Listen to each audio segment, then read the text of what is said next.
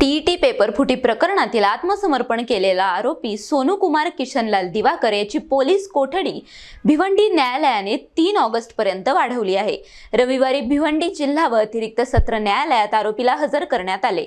सुनावणीनंतर न्यायालयाने त्याची पोलीस कोठडी 1 दिवसांनी वाढवण्याचा आदेश दिला। दरम्यान सोमवारी या प्रकरणातील सर्व 15 आरोपींना न्यायालयात हजर करण्यात येणार असून पुढील सुनावणी भिवंडी न्यायालयात होणार आहे।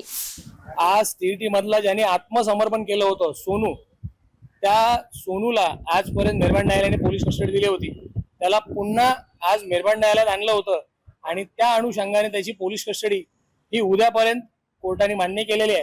कारण याच्यामध्ये याच्यापूर्वी जे आरोपी आणले होते रुजावत घालण्यासाठी जवळजवळ 14 आरोपी, ते आणि हा असे 15 आरोपी मिळून उद्या त्यांना मेहरबान न्यायालयाने पीसी दिलेली आहे आणि त्यांना उद्या मेहरबान न्यायालयात आणतील। त्याच्यानंतर जो काही पुढचा निर्णय आहे तो उद्या ठरेल। प्रतिनिधी NTV न्यूज मराठी भिवंडी।